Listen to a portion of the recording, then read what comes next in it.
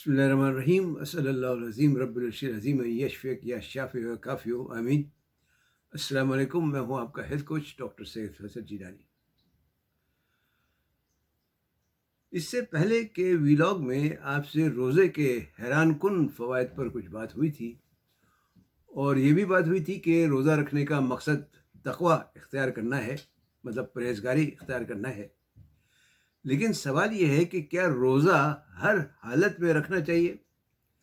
مطلب یہ کہ چاہے 105 ڈگری بخار ہو یا سفر پر جا رہے ہو، روزہ پھر بھی رکھنا ہے۔ ہمارے یہاں بعض لوگ یہ خیال کرتے ہیں کہ چاہے کچھ بھی ہو جائے روزہ نہیں چھوڑنا چاہیے۔ یہ خیال صحیح نہیں، کیونکہ جہاں اللہ تعالیٰ نے روزے فرض کیے ہیں وہیں کچھ چھوٹ بھی دیے۔ سورہ بقرہ ہی کی آیت 184 میں اللہ تعالیٰ فرماتے ہیں کہ تم میں سے جو شخص بیمار ہو یا سفر میں ہو تو وہ اور دنوں میں گنتی پوری کر لے، اور جو طاقت نہ رکھتا ہو تو فدیے کے طور پر ایک شخص کو کھانا کھلا دیا کرے۔ اس بات سے صاف ظاہر ہے کہ بیماری، سفر یا طاقت نہ رکھنے پر اللہ تعالی نے خود روزے سے رخصت دی ہے۔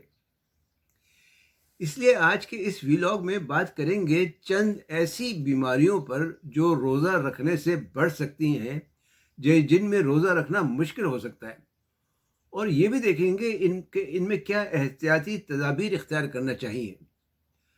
اب اس کا یہ مطلب نہیں کہ ان بیماریوں میں روزہ نہیں رکھا جا سکتا، ان بیماریوں میں بھی روزہ رکھا جا سکتا ہے، لیکن احتیاط کے ساتھ۔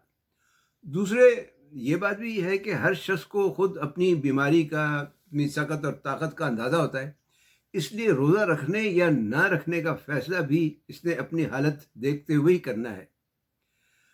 تو اب بات کرتے ہیں ان بیماریوں کی جو روزے سے بگڑ سکتی ہیں یا بڑھ سکتی ہیں۔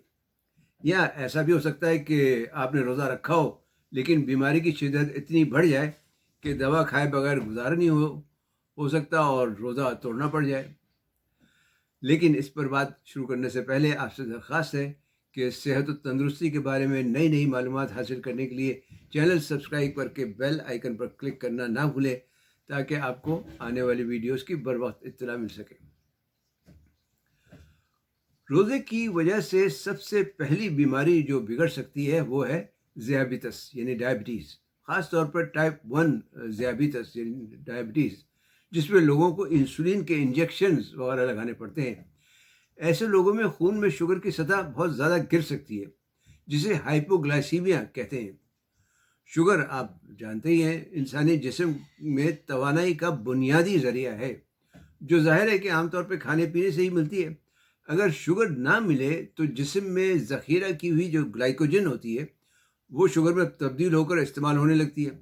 پھر اگر یہ بھی ختم ہو جائے تو جسم چربی سے توانائی حاصل کرنا شروع کر دیتا ہے۔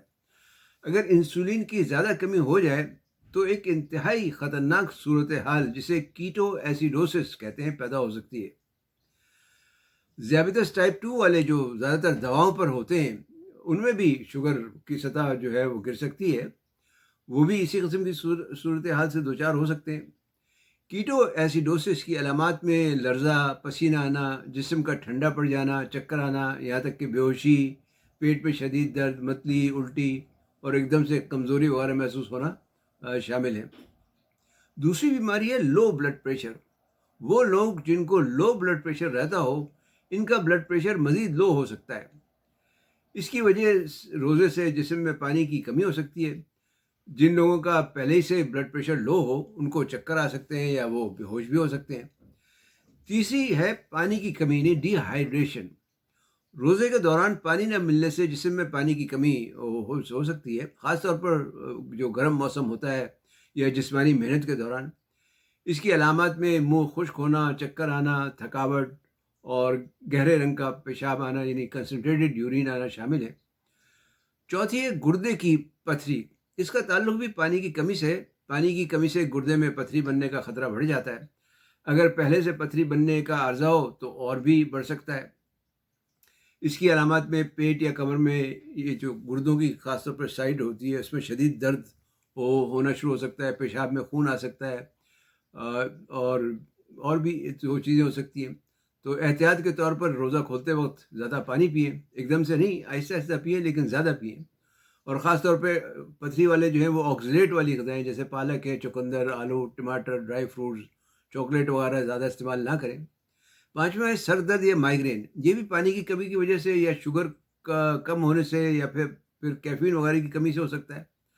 اس کی علامات میں پورے یا آدھے سر میں شدید درد ہوتا ہے، ایک آنکھ سے نظر باز نہیں آتا، روشنی یا آواز سے حساسیت بڑھ جاتی ہے اور متلی وغیرہ بھی ہو سکتی ہے۔ چھٹی ہے تیزابیت یا سینے میں جلن، ایسڈ ریفلکس جسے کہتے ہیں، جو خالی پیٹ ہونے کی وجہ سے معدے کا تیزاب سینے کی طرف آنے لگتا ہے، جس کی وجہ سے سینے میں جلن اور منہ میں کڑواہٹ سی محسوس ہوتی ہے۔ ساتویں ہے کھانے کی کچھ خرابیاں جسے یعنی ایٹنگ ڈس آرڈرس کہتے ہیں۔ روزہ کھانے کی کچھ خرابیوں کو بڑھا سکتا ہے، جیسے اینوروکسیا نروزا یا بولیمیا نروزا کہلاتا ہے۔ اینوروکسیا نروزا ایک ذہنی بیماری ہے جس میں انسان ہر وقت دبلا ہونے یا اپنا وزن کم کرنے کی کوشش میں لگا رہتا ہے، کھانا پینا کم سے کم کر دیتا ہے، حد سے زیادہ ورزش کرتا ہے، مسل کا استعمال بے تحاشا کرنے لگتا ہے۔ جبکہ بولیمیا نروزا میں بھی یہ بھی مطلب ایک ذہنی بیماری ہے، اس میں حد سے زیادہ کھانا کھانے کے دورے پڑتے ہیں، یعنی دورے کی طرح سے کھاتا ہے آدمی، اور پھر اس کے بعد وہ خود ہی انسان اپنے آپ شرمندگی محسوس کرنے لگتا ہے اور الٹی کر کے نکال دیتا ہے، پھر ڈائٹنگ اور ایکسرسائز شروع کر دیتا ہے، پھر کھانے کا دورہ پڑ جاتا ہے، اس طرح سے یہ چلتا رہتا ہے۔ ان خرابیوں کا امکان ویسے ان لوگوں میں زیادہ ہوتا ہے جو رمضان کے مہینوں کے علاوہ صرف وزن کم کرنے کے چکر میں دوسرے مہینوں میں بھی روزے رکھ رہے ہوتے ہیں۔ آٹھویں ہے غذائی قلت یعنی مال نیوٹریشن، شدید کمزوری، یعنی ایسے لوگ جن میں غذائیت کی پہلے سے ہی کمی ہو، یعنی نحیف و لاغر قسم کے لوگ، ان میں روزہ رکھنے سے غذائی کمی مزید بڑھ سکتی ہے اور یہ کسی بیماری میں بھی مبتلا ہو سکتے ہیں۔ نویں ویسے بیماری تو نہیں ہے، لیکن وہ خواتین جو حمل سے ہوں یا بچوں کو دودھ پلا رہی ہوں، اس دوران ماں اور بچے دونوں کو مناسب غذائیت کی ضرورت ہوتی ہے۔ روزے سے غذائی کی کمی ہو سکتی ہے اور بچے کی پیدائش کے وقت خاص طور پر اس کا وزن کم ہو سکتا ہے یا پھر نشو و نما کے مسائل بھی پیدا ہو سکتے ہیں۔ ان کے علاوہ وہ لوگ جو کسی مزمن قسم کی بیماریوں میں مبتلا ہوتے ہیں، انہیں کچھ دوائیں جو ہوتی ہیں وہ کھانے کے ساتھ لینی ضروری ہوتی ہیں تاکہ وہ ٹھیک سے اتر سکیں، یعنی اثر کر سکیں ان پہ۔ روزے سے ان دواؤں کا اثر کم ہو سکتا ہے۔ اسی طرح زیادہ ورزشیں کرنے والوں کے لیے بھی روزہ نقصان دہ ہو سکتا ہے، کیونکہ اس سے جسمانی کارکردگی کم ہو جاتی ہے اور چوٹ لگنے کا خطرہ بھی بڑھ جاتا ہے۔ کچھ اور بھی بیماریاں ہیں جن میں روزہ نقصان دہ ثابت ہو سکتا ہے، جیسے جگر کی بیماریاں ہیں، گردے کی بیماری ہے، دل کی بیماری وغیرہ ہیں، یا آٹو امیون ڈیزیز ہیں۔ تو یہ تو کچھ بیماریاں تھیں۔ اب سوال ہے کہ روزوں کے دوران کس قسم کی احتیاطی تدابیر اختیار کرنا چاہیے۔ تو سب سے پہلے تو پانی یا پانی والے فروٹس اور سبزیوں کا زیادہ سے زیادہ استعمال کرنا چاہیے، مثلاً تربوز ہے، اسٹرابیریز، مالٹا، کینو، سنترا، خربوزہ، ناشپاتی، آڑو، کھیرا، پانی تو خیر ہے ہی اپنی جگہ۔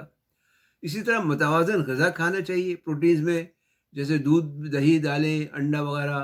مفید صحت چکنائی لے سکتے ہیں، جیسے مچھلی ہے، کم چکنائی والا گوشت ہے، انڈا ہے، مختلف اقسام کے بیج ہیں جیسے پمکن سیڈز ہیں یا سورج مکھی کے بیج وغیرہ ہیں، تل ہے، زیتون کا تیل ہے۔